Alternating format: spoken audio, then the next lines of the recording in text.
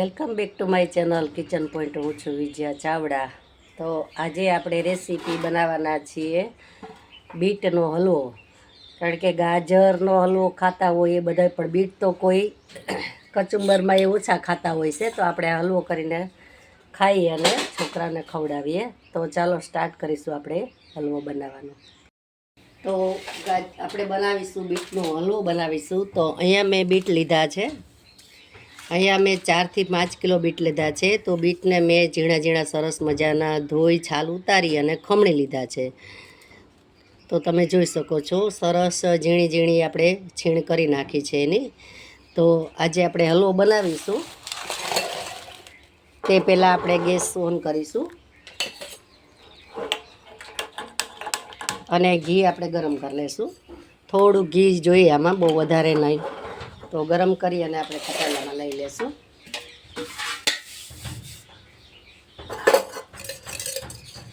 તો અહીંયા મેં આ મોટું તપેલું લીધું છે, કારણ કે હલવો આપણે વધારે છે તો તપેલું આપણે મોટું જોઈશે. તો એમાં આપણે લઈ લેશું ઘી.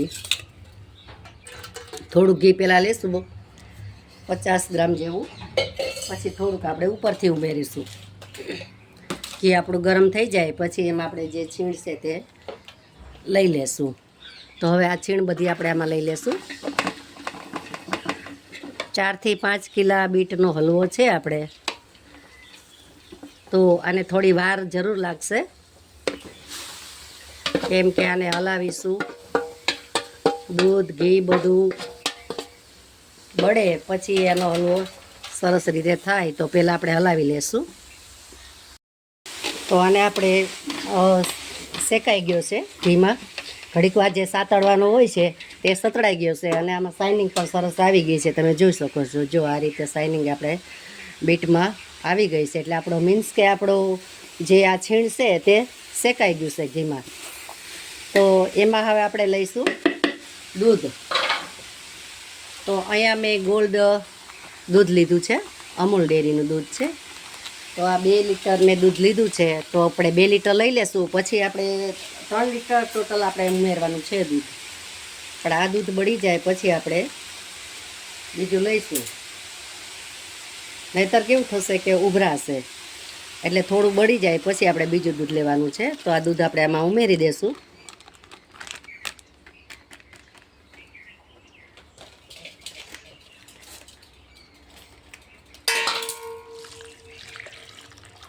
તો ટોટલ આ 2 લીટર દૂધ આપણે આમાં ઉમેરી દીધું છે. આ ફ્રીજમાં પડેલું હતું એટલે એની તર પણ જામી ગઈ છે, એટલે તો હમણાં ઓગળી જશે. તો આ રીતે હલાવીશું આપણે.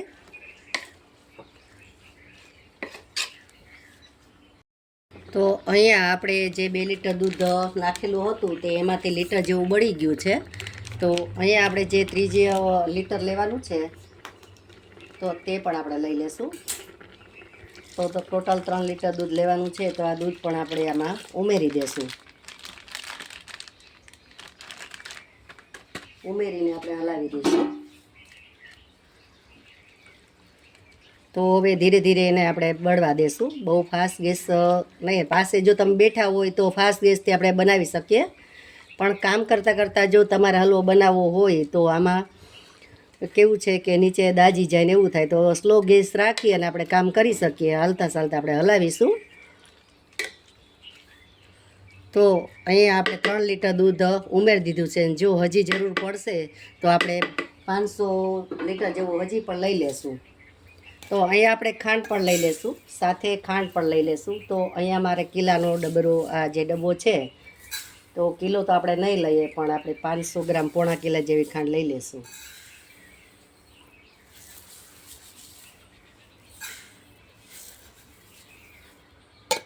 તો અહીંયા ટોટલ મેં 500 ગ્રામ ખાંડ લીધી છે, કારણ કે આ બીટ જેમ ચડશે તેમ પાછું થોડું ઓછું થઈ જાય, એટલે ખાંડ આપણે એમાં ઓછી લેવી જરૂરી છે.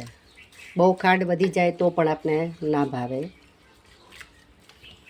તો આ રીતે હલાવી લઈશું અને પછી એને ઢાંકી દઈશું.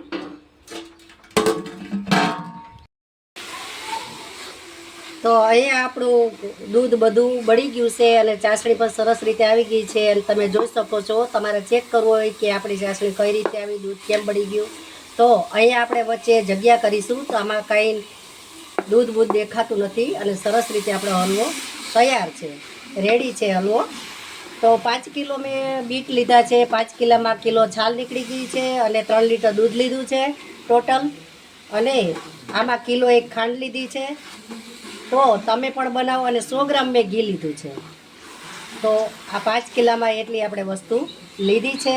તો તમે જોઈ શકો છો શાઇનિંગ સરસ મજાની મારે છે. આપણું જે હલવો તૈયાર થાય રેડી એટલે ખાવાનું મન થઈ જાય એવો સરસ મજાનો બીટનો હલવો આપણે રેડી છે. હવે એમાં મેં કોપરું, આખું કોપરું હતું એ છીણી લીધું છે. તો અહીંયા કોપરું પણ આપણે લઈ લેશું થોડું અને એને મિક્સ કરી દેશું. તો એનો સ્વાદ આપણે વધી જશે, સરસ સ્વાદ આનો આવશે. તો તમે જોઈ શકો છો આપણો હલવો રેડી છે, બીટનો હલવો. કારણ કે હિમોગ્લોબિન વધારે અને છોકરા આમ તો ખાય નહીં, ઘરના આપણે ના ભાવે મોરે મોરા બીટ, પણ આ રીતે જો તમે ખવડાવશો તો છોકરા ખાશે અને આપને પણ ભાવશે. તો અહીંયા આપણે બધોય જે ભૂકો કર્યો છે તે લઈ લેશું એટલે મિક્સ થઈ જાય. તૈયાર કોપરાની છીણ આવે તે પણ તમે લઈ શકો છો. આના લાડુ પણ વળી શકે છે પણ મને ટાઈમ છે નહીં અત્યારે, એટલે મેં આખો હલવો જેમનો રહેવા દીધો છે. તો મિત્રો તમને મારો વિડીયો કેવો લાગ્યો તે લાઇક, શેર અને સબસ્ક્રાઈબ કરજો, બેલ આઇકોન પ્રેસ કરજો અને કોમેન્ટ પણ કરજો. અને મળીશું આપણે નવા વિડીયોમાં નવી રેસીપી સાથે. ત્યાં સુધી આવજો. Thank you for watching.